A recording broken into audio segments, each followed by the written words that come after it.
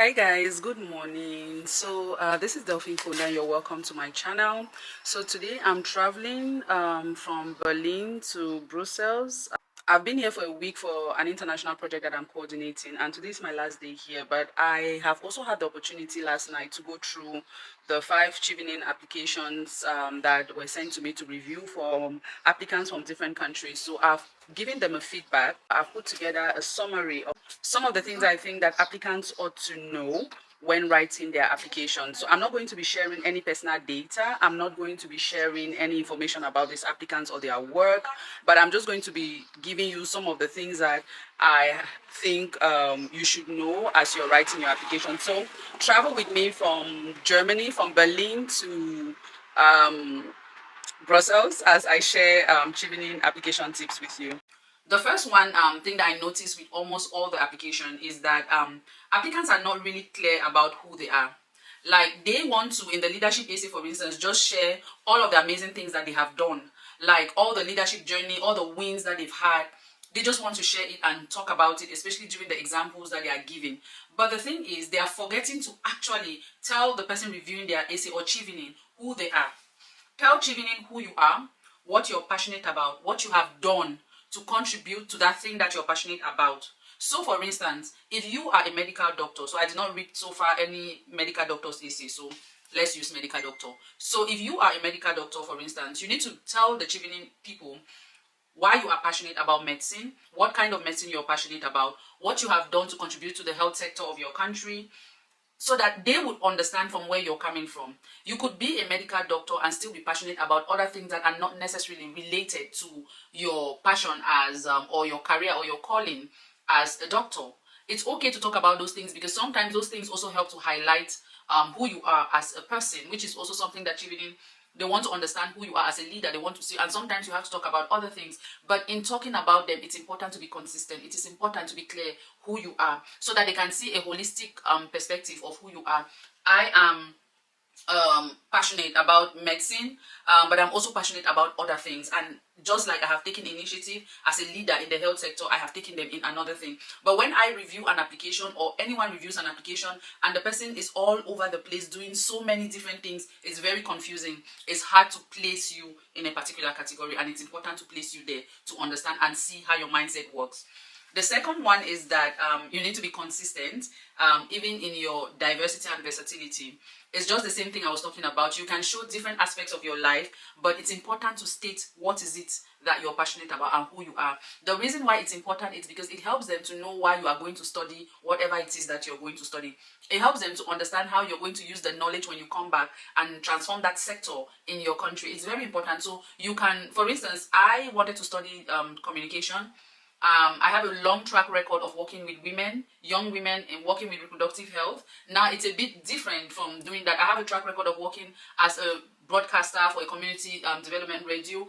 But no matter how many different aspects of my life I showed them, no matter the different projects that I worked on, I always used examples that were highlighting my leadership in the area of media communication and development. If this way, they're going to see, actually, the way I presented my application, I did not do it as corporate communication because that's not what I was passionate about. I presented it like I wanted to use that power, like develop communication skills to advocate for the rights of women and adolescent girls in my community. Basically, that's what I did because I have experience in development work, working with non-profit organizations, and I wanted to study communication. So I was literally saying, empower me, equip me with the skills of media so that I can use that skills to advocate for women and young girls. That's basically how I linked it. So they are very different things, but find a way, do not be all over the place. So the applications I've read, those were the things that I noticed, that most of the applicants were like just excited to share different aspects of themselves, which is not bad, but just be coherent and use it to your advantage. Now for the leadership, for the networking essays, it's very important to show, listen, with networking, show the means of communication. With networking, show the means of connection. Did you connect using face-to-face or you use technology? Show the aspect of teamwork. Show the action that came out of that connection and teamwork, and show the impact. Impact is both quantitative and qualitative. One cannot be more important than the other. When you are showing impact, for instance, do not just give numbers. In my other videos, I said give numbers. So I emphasize on numbers. What I'm experiencing now is people just give numbers without necessarily saying what the numbers are.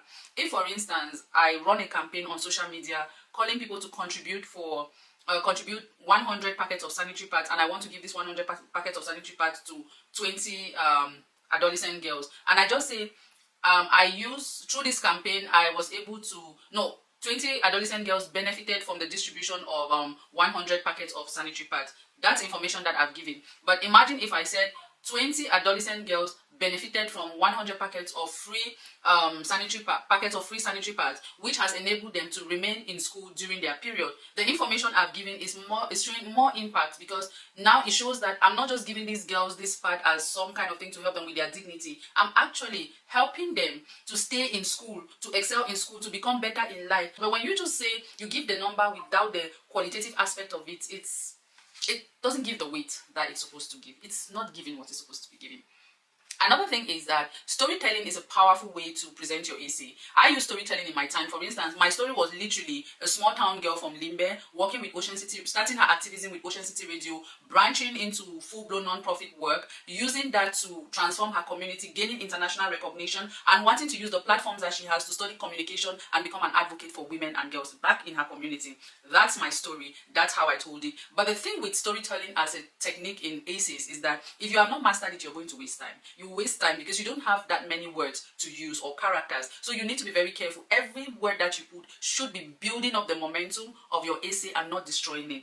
Don't just tell a story for the sake of it. Don't throw words. Every word is important. Don't throw words anyhow. Don't waste your time, waste your page, waste your words. Make sure that everything that you put in, it's supposed to be there. That way your story is much more powerful. So I would say that use storytelling if you've mastered it, but if you've not mastered it, then please forget about it. One last thing that I'll recommend for this video is that use leadership words. Do not be humble when you're writing your leadership essay. Of course, do not lie in your essay or exaggerate it, but when you're using your words, do not be humble.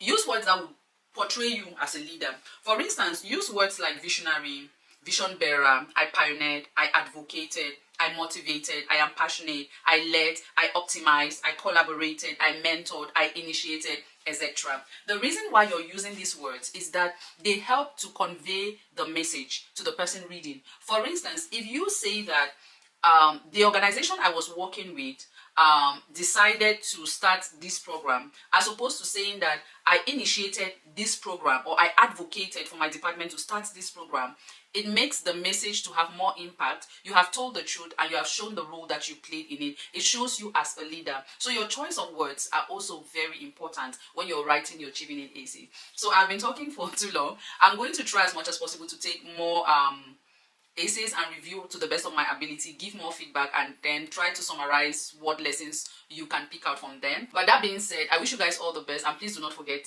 to create some impact.